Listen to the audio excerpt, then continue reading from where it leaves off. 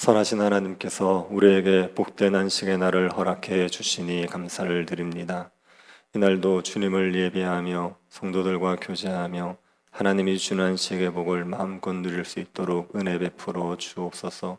우리의 심령의 모든 어두움들이 사라지게 하여 주시고 빛이신 예수 그리스도로 말미암아 평안과 기쁨을 넘치도록 누리는 복된 날 되게 하여 주옵소서.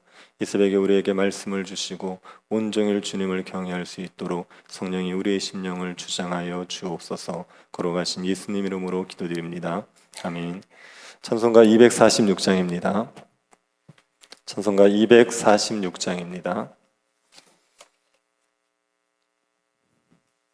통일 찬송가는 221장입니다. 246장입니다.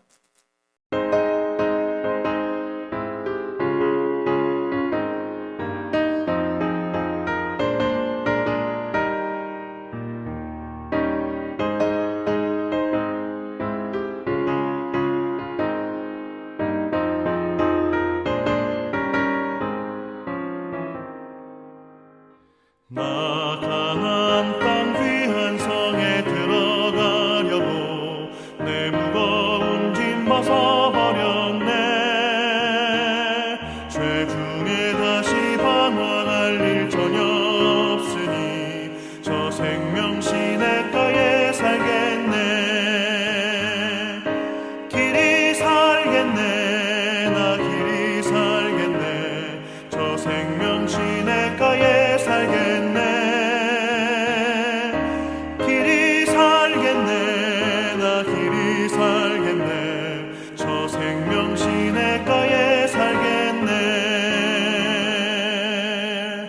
그물과 구름 기둥으로 인도하시니 나가는 길이 형통하겠네.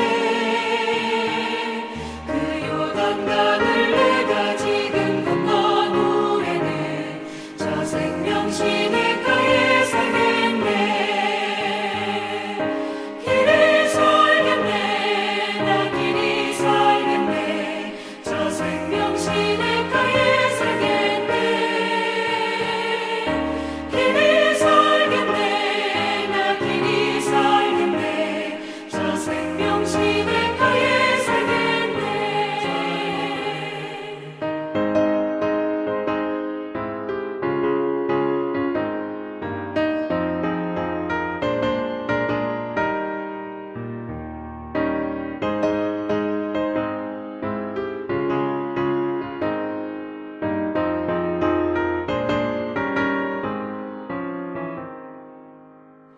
내 주린 영혼 만나로서 먹여주시니 그 양식 내게 생명 되겠네. 이후로 생명 양식 주와 함께 먹으며 저 생명 시냇가에 살겠네. 길이 살겠네. 나 길이 살겠네. 저 생명 시냇가에 살겠네. 길이 살겠네. 나 길이 살겠네. 저 생명 시냇가에 살겠네. 열왕기 하 4장 17절부터 24절까지입니다. 37절까지가 본문인데 17절부터 24절까지만 교도하도록 하겠습니다. 찾으셨으면 교도하겠습니다.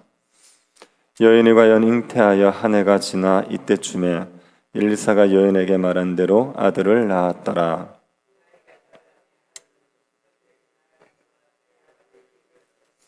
그의 아버지에게 이르되 내 머리야 내 머리야 하는지라. 그의 아버지가 사환에게 말하여 그의 어머니에게로 데려가라 하매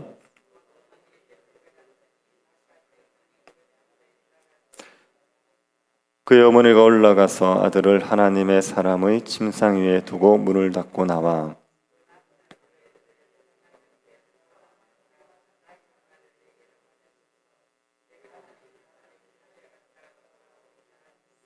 그 남편이 이르되 초하루도 아니요 안식일도 아니거늘 그대가 오늘 어찌하여 그에게 나아가고자 하느냐 하는지라. 여인이 이르되 평안을 비나이다 하니라. 이에 나귀의 안장을 지우고 자기 사환에게 이르되 몰고 가라. 내가 말하지 아니하거든 나를 위하여 달려가기를 멈추지 말라 하고. 아멘. 수넴 여자는 엘리사를 하나님의 사람으로 귀하게 여겼습니다. 그래서 엘리사가 편히 쉴 수 있도록 세심한 배려를 해줬습니다. 엘리사를 위해서 방을 마련해주고 필요한 기구도 준비해줬습니다. 엘리사가 자기 집처럼 편하게 사용할 수 있게 해주었습니다. 엘리사는 이 수넴 여자가 고맙고 귀해서 수넴 여자가 가지지 못한 아들을 가질 수 있게 해줍니다. 수넴 여자는 엘리사를 위해서 작은 배려를 해준 것뿐인데 큰 상을 받았습니다. 그런데 수넴 여자가 선물로 받은 이 귀한 아들이 죽게 됩니다. 아이가 어느 정도 자랐을 때 아버지를 따라 밭에 나가서 놀았습니다. 추수 때의 아이는 추수꾼들이 추수를 하는 것을 구경하기 위해서 밭에 나가 놀았던 것 같습니다.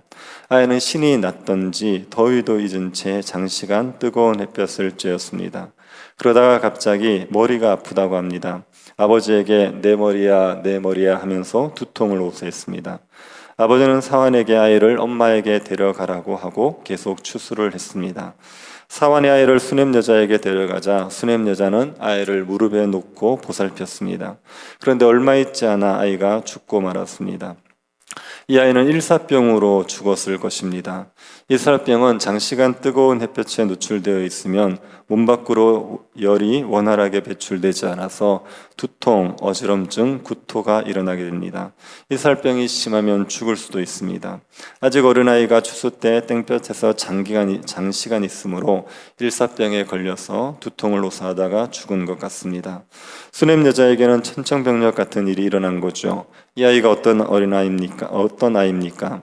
하나님이 선물로 주신 아이입니다. 자신이 달라고 하지 않았지만 하나님께서 선물로 주신 아이입니다. 이런 아이가 이렇게 허무하게 죽는다는 것은 상상도 하지 못할 일입니다. 이런 상황이면 보통 어떻게 합니까? 대승통곡하면서 남편을 찾게 되지요. 하나님께 왜 아이를 주셨다가 도로 찾아가시느냐 원망하면서 통곡을 하게 됩니다. 그런데 수넴 여자는 죽은 아이를 엘리사의 침대에 눕혀놓습니다. 그리고 문을 닫습니다. 엘리사가 쓰는 방은 다른 사람들이 출입을 하지 않습니다. 수넴 여자는 아이의 시신을 아무도 보지 못하도록 엘리사의 방에 둔 겁니다. 그리고 아무 내색도 하지 않고 아무 말도 하지 않고 남편을 부릅니다. 남편에게 사원 한 명과 나귀 한 마리를 내어달라고 하죠. 자신이 하나님의 사람에게 다녀오겠다고 했습니다. 남편은 초하루도 안식일도 아닌 때에 왜 엘리사를 만나러 가느냐고 묻습니다. 초하루나 안식일에는 제사를 드리기 위해서 간다고 생각할 수 있지만 그런 때가 아닌데 왜 엘리사를 만나러 가려느냐 의아한 거죠. 그래서 왜 가는지를 묻습니다. 여인은 남편에게 아무 말도 하지 않습니다. 그냥 평안을 비나이다 라고 말하죠. 아무 일 없으니까 걱정하지 마십시오. 그렇게 말한 겁니다. 수넴 여인은 엘리사를 찾아가면서 남편에게 아이의 죽음을 말하지 않았습니다. 그 이유가 무엇이겠습니까? 남편에게 이 상황을 말하면 남편이 자신의 잘못으로 아이가 죽었다고 생각해서 자책을 할 수 있어서 말을 하지 않았을 수 있죠. 아니면 남편이 아이가 죽었는데 왜 엘리사를 찾아가냐고 무슨 소용이 있냐고 말릴 수 있기 때문일 수도 있습니다. 이유는 정확히 모르지만 수넴 여자는 누구에게도 이 사실을 말하고 싶지 않았습니다. 그래서 남편에게조차 말하지 못하고 엘리사를 찾아간 겁니다. 우리도 살아가다 보면 이럴 때가 있지 않습니까? 삶에 큰 문제가 있습니다. 삶이 무너져 내릴 것 같은 아픔, 가슴 아픈 문제들이 있습니다. 그런데 사람들에게는 이야기를 할 수 없는 거죠. 가까운 가족에게조차도 이야기를 할 수 없습니다. 그래서 홀로 하나님 앞에 기도하기 위해서 교회를 찾아올 때가 있지 않습니까? 교회를 안 다니던 사람들이 가끔 교회를 올 때가 있습니다. 그런 사람들 중에 얼굴에 잔뜩 인상을 쓰고 교회를 오거나 아니면 술에 잔뜩 취해서 교회를 올 수 있습니다. 그런 사람들을 보면 교회를 다니고 있던 사람들은 왜 저런 사람이 교회를 왔나 싶은 생각이 들고 냉대를 할 수가 있죠. 그런데 그런 사람들 중에 집에 죽은 아이를 두고 교회를 찾아오는 경우도 있을 수 있다. 우리가 그렇게 생각해야 됩니다. 아무에게도 말하지 못하는 고통을 가지고 있으면서 교회를 찾아온 것일 수 있기 때문에 겉모습만 보고 냉대를 하는 잘못을 범해서는 안 되죠. 수냄 여자는 아무에게도 말하지 못하고 엘리사를 향해 달려갑니다. 나귀를 타고 사환에게 내가 멈추라고 하지 않으면 달리기를 멈추지 말라 그렇게 말하고 계속 달려가죠. 엘리사는 지금 갈멜산에 있습니다. 그리고 수넴에서 갈멜산까지는 약 20여 킬로미터가 됩니다. 수넴 여인은 그 거리를 쉬지 않고 달렸습니다. 쉴 정신이 어디 있었겠습니까? 아이가 죽은 상황인데 쉬면서 여유 있게 갈 수 없죠. 정신없이 달려갔습니다. 한 두세 시간을 달려서 수넴 여자는 엘리사가 있는 곳까지 다다랐죠. 엘리사는 한 여인이 당나귀를 타고 오는 것을 보고 수넴 여자라는 것을 알았습니다. 그래서 자기의 사환 게하시를 수넴 여자에게 보냅니다. 수넴 여자가 추하루도 안식일도 아닌데 나귀를 타고 정신없이 달려오니까 무슨 일이 생겼다고 생각을 했습니다.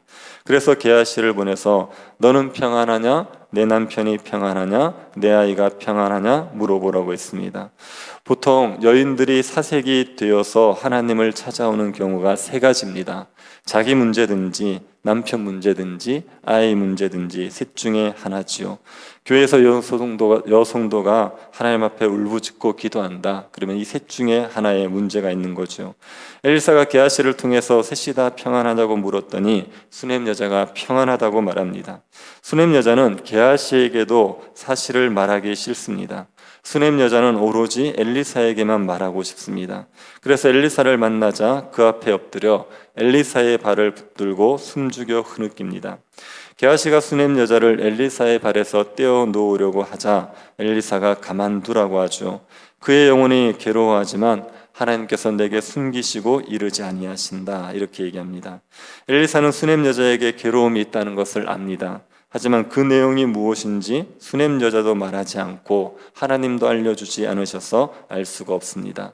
그제서야 수넴 여자가 가슴에 억누르고 있던 말을 토해냅니다. 내가 내 주께 아들을 구하더이까 나를 속이지 말라고 내가 말하지 아니하더이까. 수넴 여자는 엘리사에게 원망하듯 말한 겁니다. 제가 언제 아들 달라고 했습니까?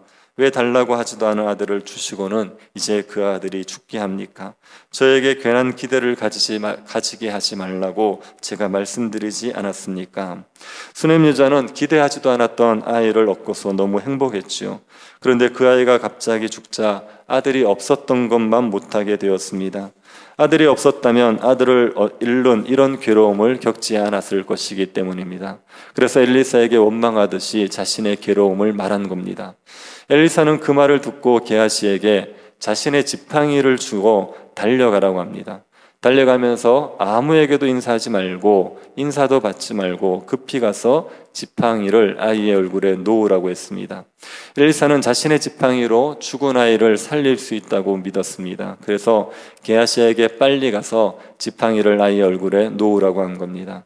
엘리사는 죽은 아이를 살리는 게 하나님의 뜻이라고 믿었지요. 그래서 신속하게 아이를 살리기 위해 지팡이를 들려 보냈습니다. 하지만 수넴 여자는 엘리사의 지팡이만 간다고 아이가 살아날 것이라고 믿지 않습니다. 엘리사가 직접 가서 아이를 살려주기를 바랍니다. 엘리사는 수넴 여자의 믿음의 수준에 맞추어 줍니다. 그래서 자신이 직접 수넴 여자의 집으로 갑니다. 그 전에 게하시가 엘리사의 지팡이를 가지고 죽은 아이의 얼굴에 두었지만 죽은 아이가 살아나지 않습니다.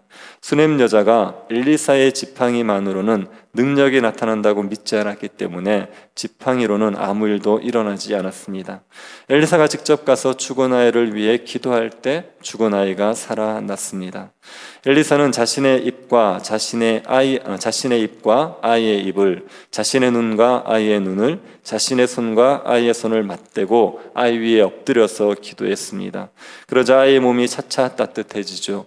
엘리사가 한 번 기도하고 나서 두 번째 똑같은 자세로 기도했더니 아이가 7번 재채기를 하면서 눈을 뜨게 됩니다. 엘리사가 죽은 아이를 살려내어서 다시 수넴 여자에게 돌려줬습니다. 엘리사가 수넴 여자의 죽은 아이를 살려낸 이야기는 엘리야가 사르밧 과부의 죽은 아이를 살려낸 이야기가 유사하지 않습니까? 엘리야가 죽은 아이를 살려낸 것처럼 엘리사도 죽은 아이를 살려냈습니다. 그 이유는 엘리야에게 역사하셨던 성령이 엘리사에게도 역사하셨기 때문이죠. 엘리야나 엘리사 개인의 능력으로 죽은 아이를 살려낸 것이 아닙니다. 성령의 역사로 죽은 아이가 살아난 거죠. 시대가 바뀌고 사람이 바뀌어도 성령의 역사는 동일합니다. 그래서 죽은 자를 살리시는 성령의 역사는 시대가 바뀌어도 계속되는 겁니다. 예수님께서도 과부의 죽은 아들을 살려내시고 죽은 나사로를 살려내셨습니다. 베드로도 죽은 도르가를 살려냈습니다. 바울도 죽은 유두고를 살려냈습니다. 성령께서 계속 역사하시기 때문에 죽은 자가 살아나는 역사들이 계속 일어나는 겁니다. 우리가 믿는 하나님은 죽은 자도 살리시는 하나님이십니다.